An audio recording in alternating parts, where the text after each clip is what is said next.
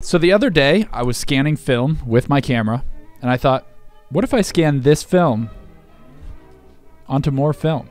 Would there be crazy color shifts? Would that negative then become a positive? Would there be crazy grain? What if I took that negative, scanned it onto a negative, and then scanned that negative scan of a negative onto another negative? What happens then? So in this video, I will answer the age-old question. What happens if you scan film with film?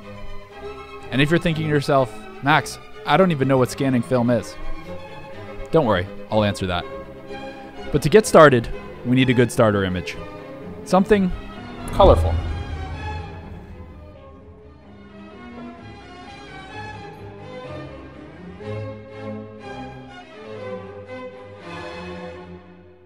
Dead serious.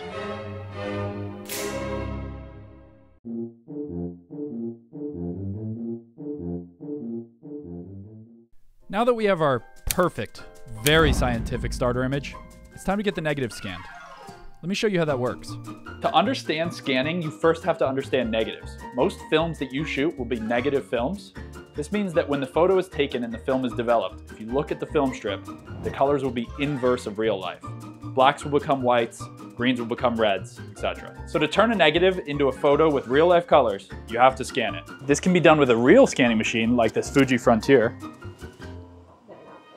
or on a digital camera and a program on your computer. Both ways digitize the negative by taking a photo of the film strip and then converting the negative colors to positive. So what my goal is to scan the film, not with a digital camera, but using a film camera back onto another film negative. Does that give you a positive image? Do you get double the grain? Is there going to be wild color shifts? That's what I want to find out. To accomplish this, I have a very jerry-rigged scanning setup. I have a table stand here with diving weights. I used those when I went diving with that Temu camera. I have my Nikon FM2 with a 60mm macro lens on it.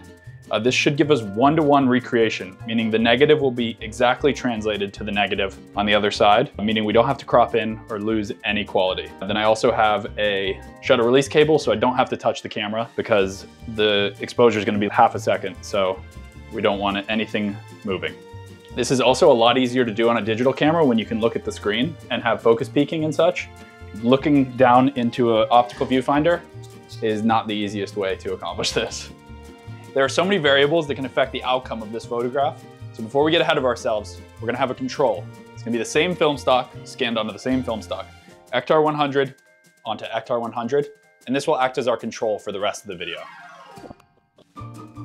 Okay, so I think the exposure time is like a full second, so we have to be like very still. I've got a shutter release cable here, so I don't even have to touch the camera. Don't breathe.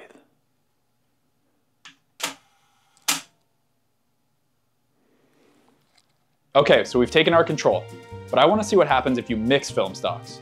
Every film stock renders colors a little differently. Here's an example from my last film experiment I did where I tried to make the grainiest photo possible. All the same photo, but on different film stocks.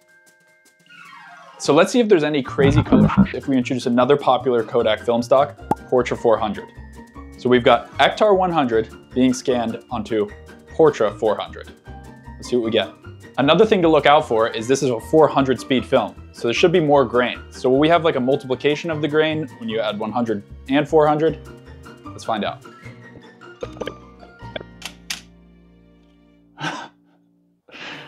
Okay, hopefully that works. Now it's time to get these developed.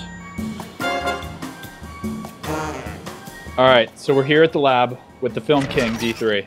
So D3, what do you think is gonna happen if we scan a negative onto a negative? Will we get a positive? I think we will not get a positive. Okay. I'm positive. We will not get a positive. Okay. We will get another negative with colors reversed. I think whites are going to be black and blacks are going to be white in the negative. That's what I think, but no positive.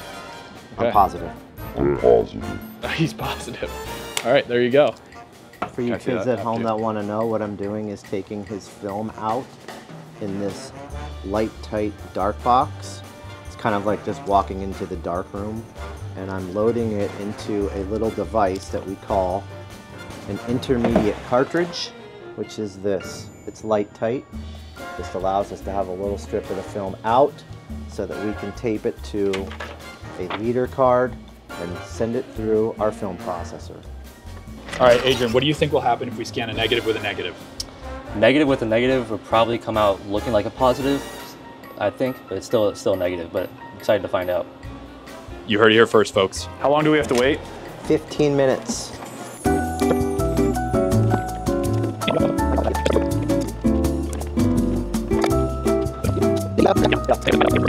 Oh my God, it's coming out.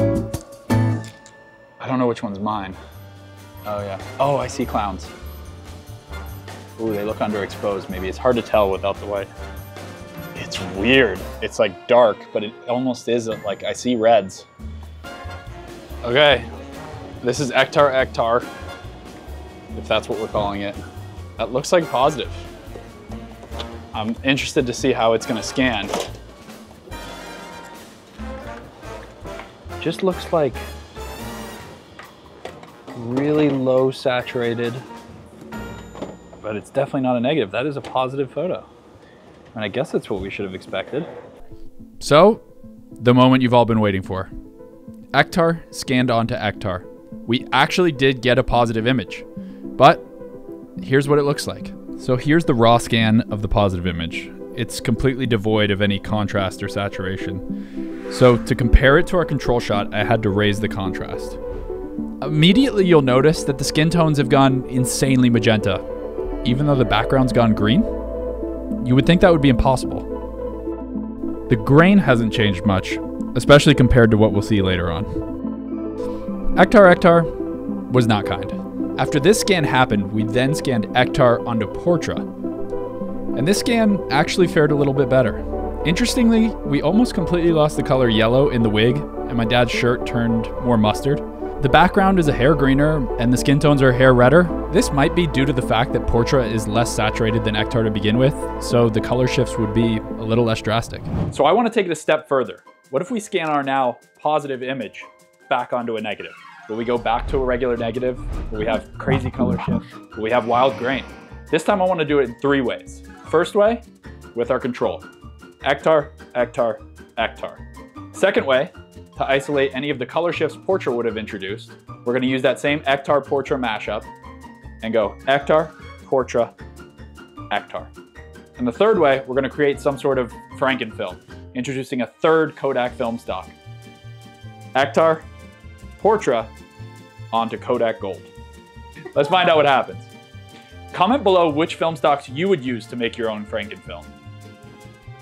Ektar.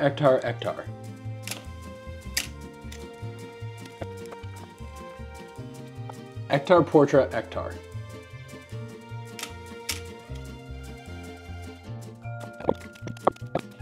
Ektar, Portra, Gold, Frankenfilm.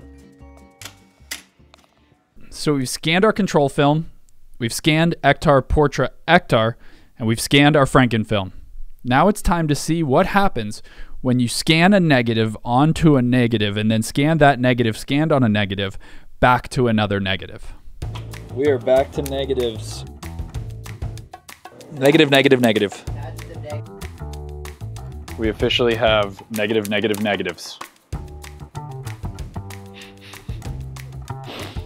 I can't believe how normal the negatives look. Like they just look like negatives now. It's like nothing's happened, which is kind of sad. So we actually made it back to proper negatives. So here are the results from our control film, Ektar, converted to positive, of course. The interesting thing about going back to negatives from positives is that we actually have better color rendition than the positives did. Next, Ektar, Portra, Ektar. Even though we've changed film stocks, this one actually looks most like the original image.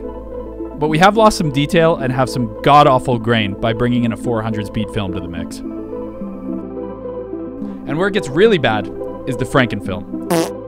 Ektar, Portra, onto Gold. The most grain, the least saturation, and the least contrast we've seen of any of the films. You know, going into this, I really thought this was going to be a good idea, but that really looks like shit.